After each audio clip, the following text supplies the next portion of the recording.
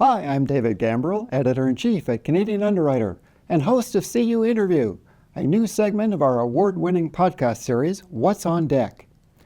CU Interview is a chance for us to meet the many people who make up Canada's P&C insurance industry. For this episode, I sat down with Brett Boadway, Executive Director of the Canadian Association of Managing General Agents, or CAMGA. Brett tells us how she got started in the insurance industry, how she found her way to CAMGA, and what she likes about working with Canada's MGA sector. She also offers advice on how to follow in her footsteps.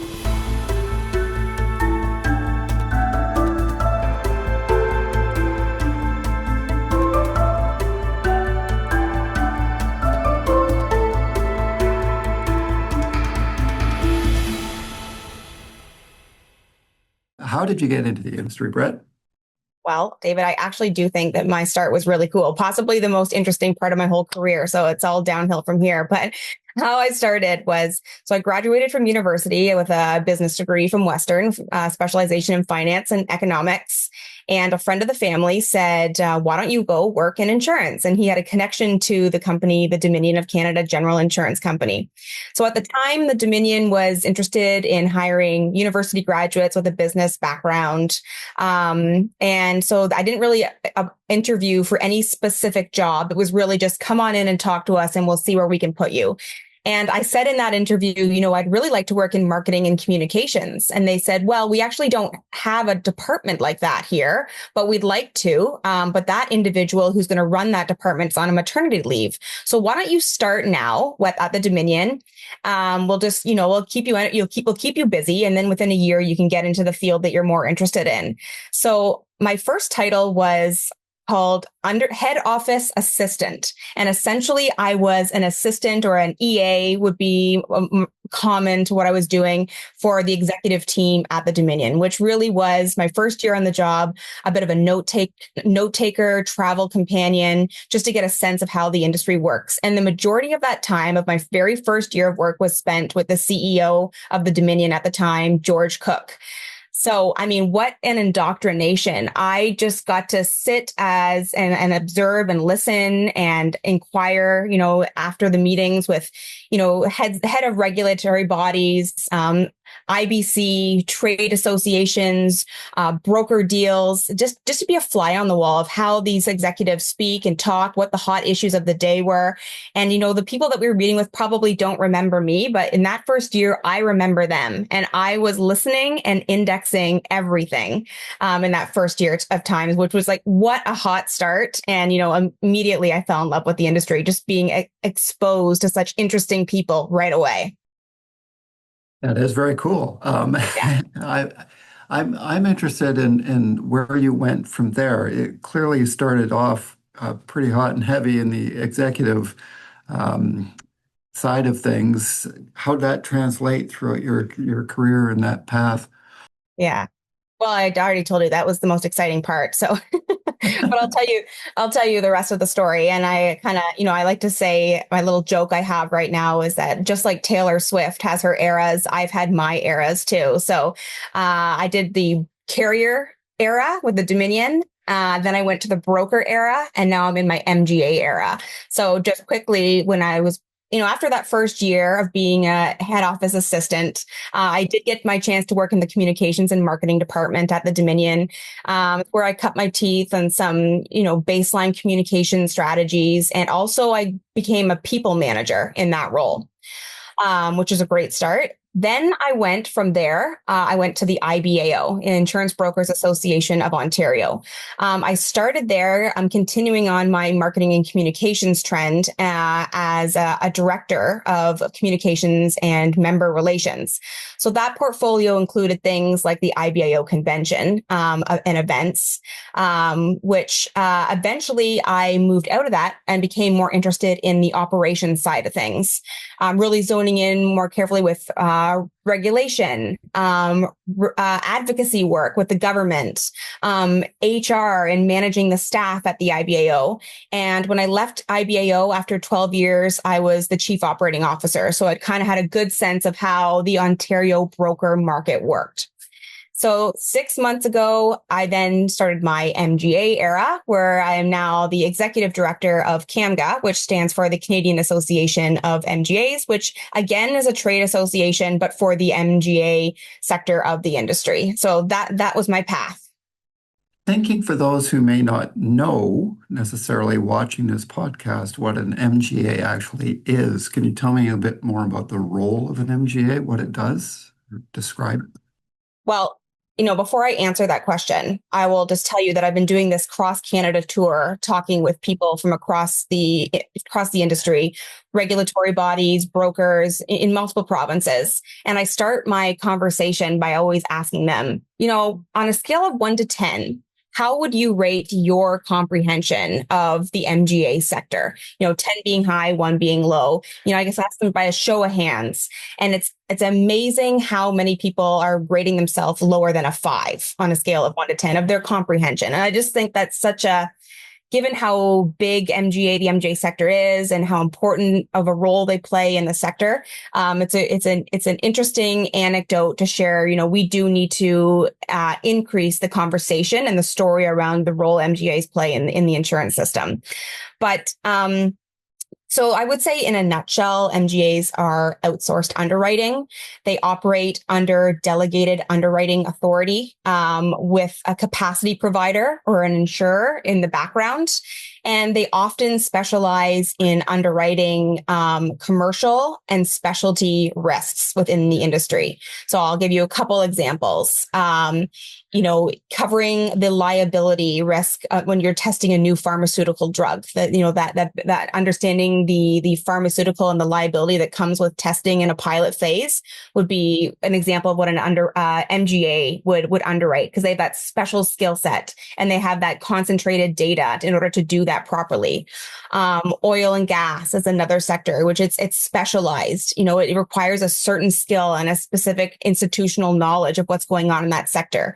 Major construction projects, legal risk, cyber risk.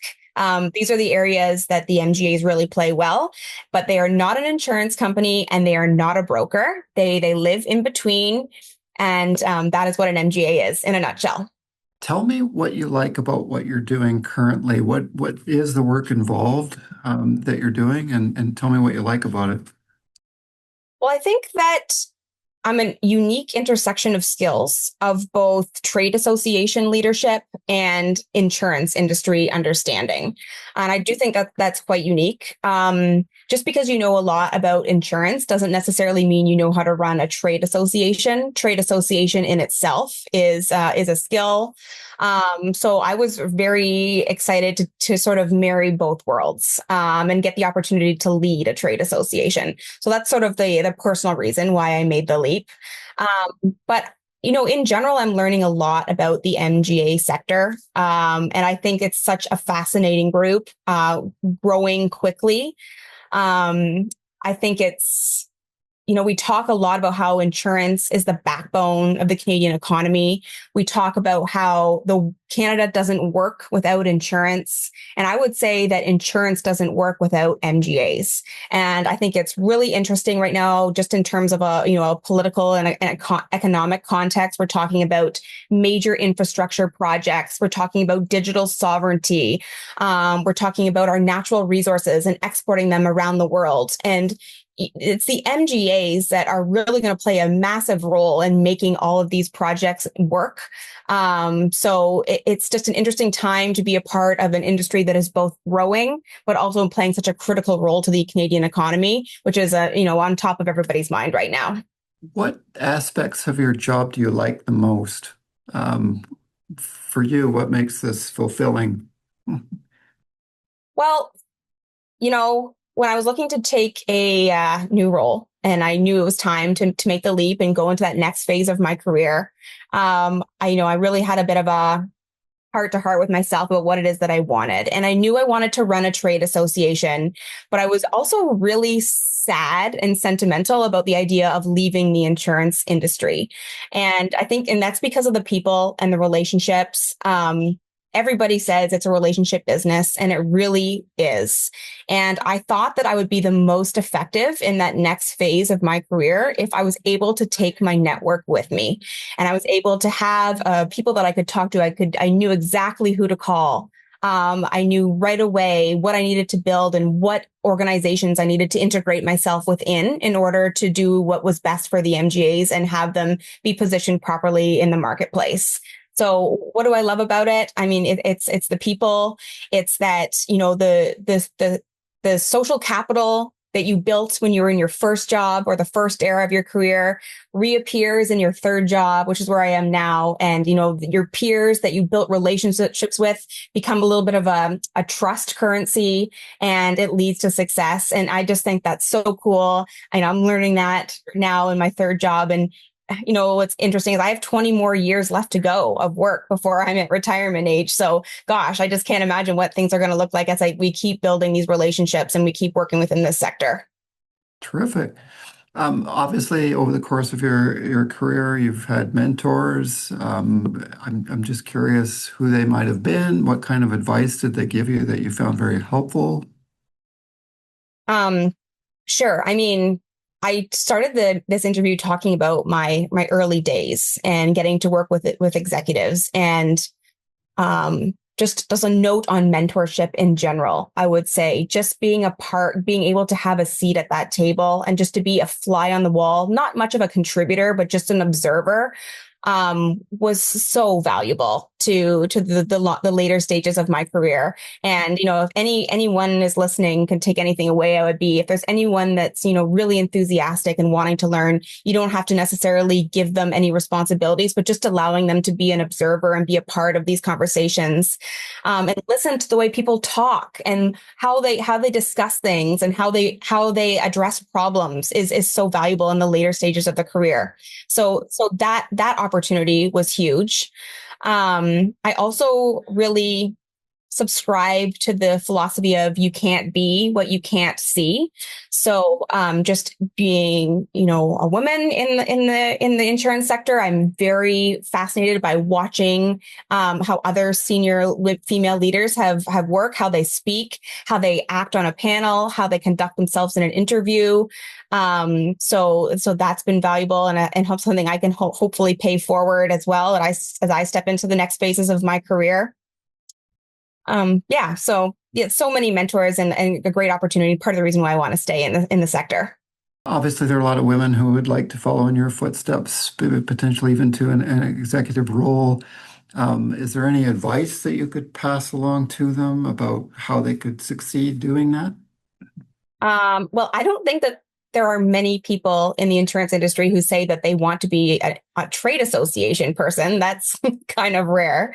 But what I do think probably what a lot of people would be interested in is being close to the center of the action. So getting in early on early stage conversations, either if it's to do with regulation or product design or trends in the industry, just having a really broad perspective of what's happening in terms of trends. And that is something that a trade association job allows, but it's not exclusive to a trade association.